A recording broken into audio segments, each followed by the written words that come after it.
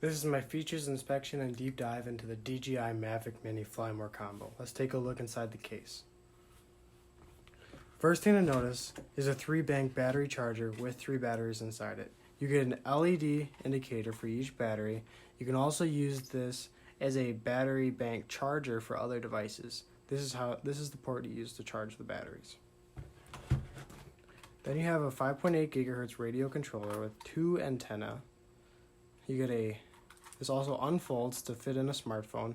It comes with 3 cables, a micro USB, a Lightning, and a USB-C, so it works with many different types of smartphones out on the market today. It has a return to home, an on-off switch, a picture button, a video record button, and an up and down pan button.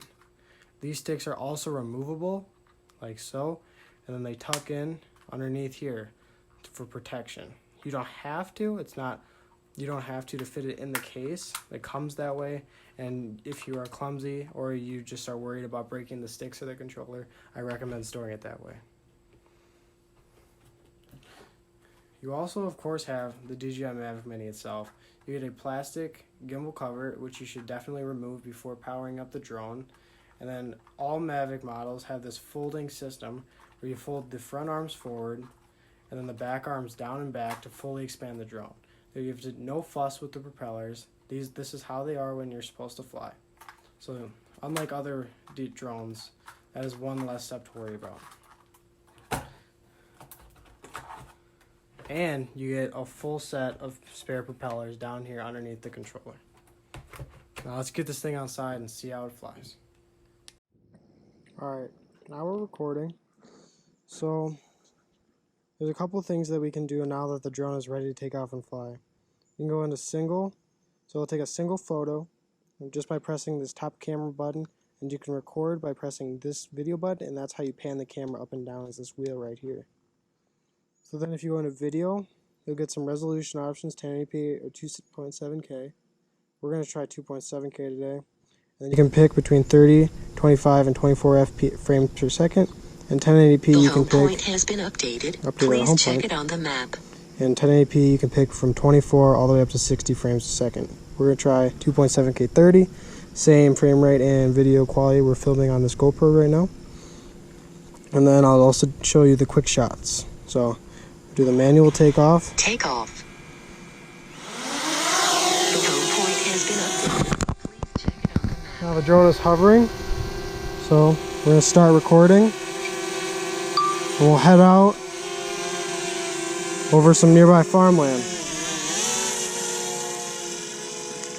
Now we're up and away. And there's a couple different modes we can go in. We have P mode, which we're currently in, which is like a standard mode.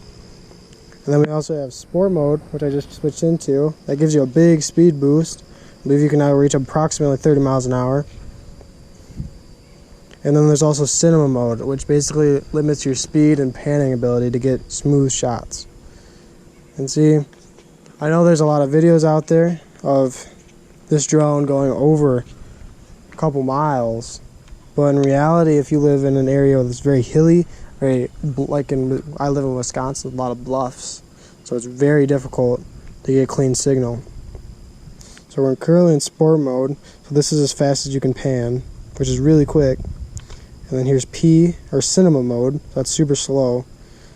So you get a nice slow pan. And then back to P mode, which is also a very fast pan. Let's fly over here. I'm going to fly up to approximately 250 feet. Hopefully get some better reception.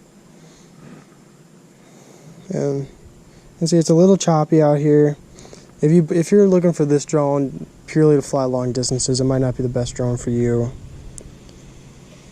I don't have much experience with other drones, so I'm going to hopefully regain signal here, or I might have to do an automatic return to home, which I can show you how well that works.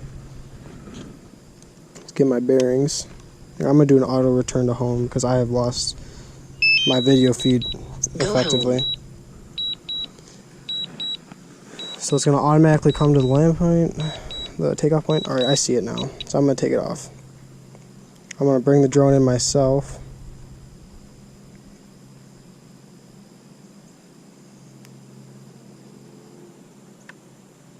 And I'll do some of the quick shot options that this drone has.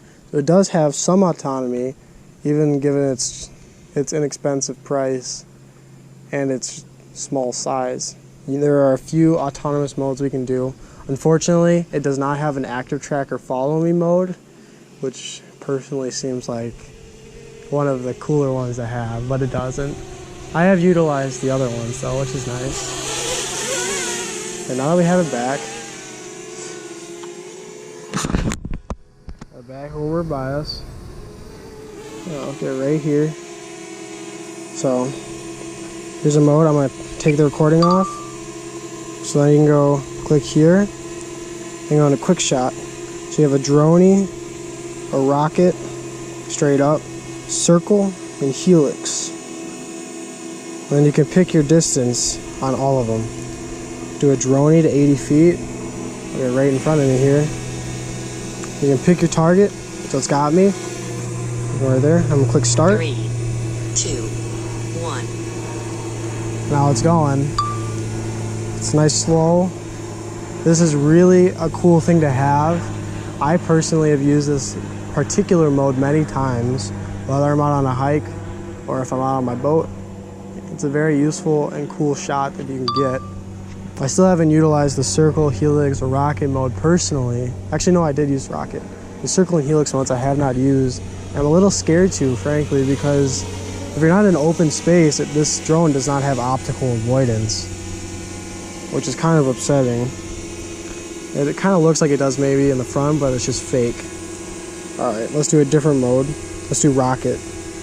Here's rocket. Select myself, hit start. 3, 2, I've never seen this 1. mode from this particular location.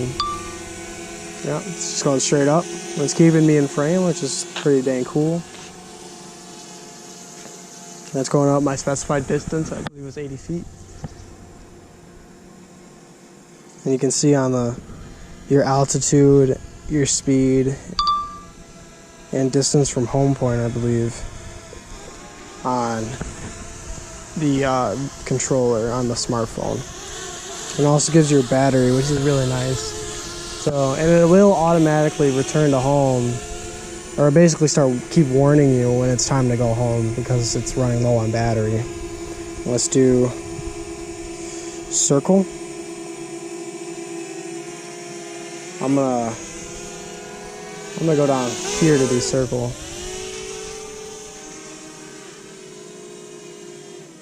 Let's look. Let's pick something to circle around. Let's go around this big old tree. It's in my front yard. I wonder if it'll let me select this tree.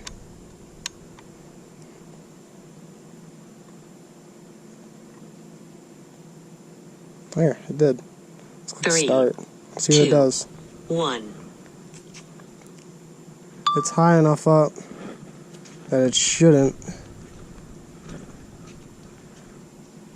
hit anything else. There's no other extremely tall trees in the area. Kind of keeping an eye on it though. It's really a cool shot. I've never used this before. That is a cool shot to get. I wonder, no, it gives you a percentage on how far it is, and yeah, 100%. That's a cool shot. I like that. And let's try helix. Same shot. I'm gonna do it on the same tree. Let's get this tree. 3, 2. I'm gonna do a helix 1. around the tree.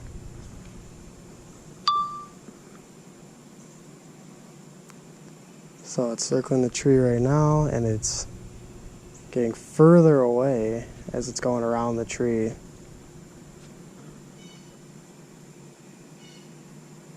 Looks like it's also getting a little bit higher in altitude, which is a nice feature to have. Look at that. That's a pretty dang cool shot. It's starting to fly over some of the trees that I was worried about, but its increase in altitude really did help. That's cool. Alright.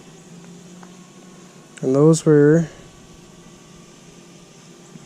Oh, and it's returning to its origin where it started the helix. So that's a pretty cool feature right there in itself. And I believe you can just break it off of that, yep. If you give it stick movement, it'll just change course. Let's bring it back in. I'll show you an auto landing. Here, I'm actually going to shoot it away. See, it's pretty neat. Alright, let's start recording. Get back in video mode so I can show you some of this nice video.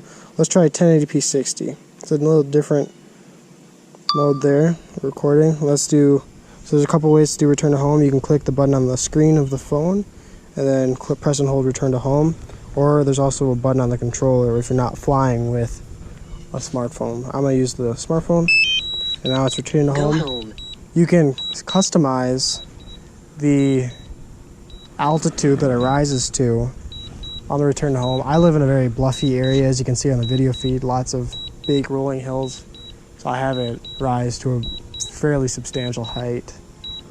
I believe it's 150 feet above where it is when I click the return to home. So I'm out of any tree strike areas because, like I stated before, there is no optical avoidance for things that are, you know, in front of it and stuff, to the side and behind. Now it's landing on its own. It's pan down. This is the first use of pan. It gives you a degree in pan. And you can see my doggy. Let's see. I took off approximately in this area where I'm standing. So let's see how close it is to land, to where it ends up landing. It usually zeroes in pretty close once it gets close to the ground.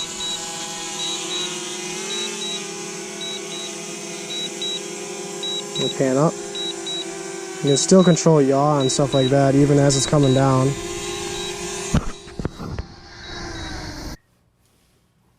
This little drone is also capable of taking really stellar photographs. Here are some examples.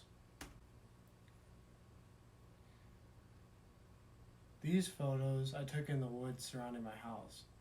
This was a picture at the lake as well as the following two. Very good colors all the way around, very good clarity. And here's a night shot for you to get an idea of its low light capabilities.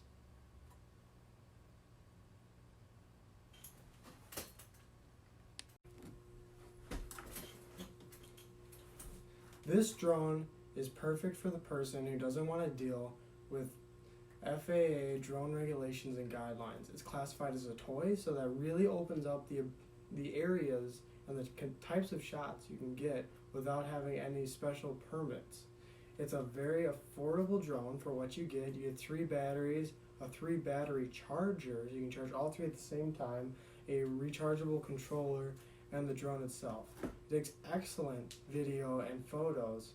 Its low light capabilities are they leave a little bit to be desired.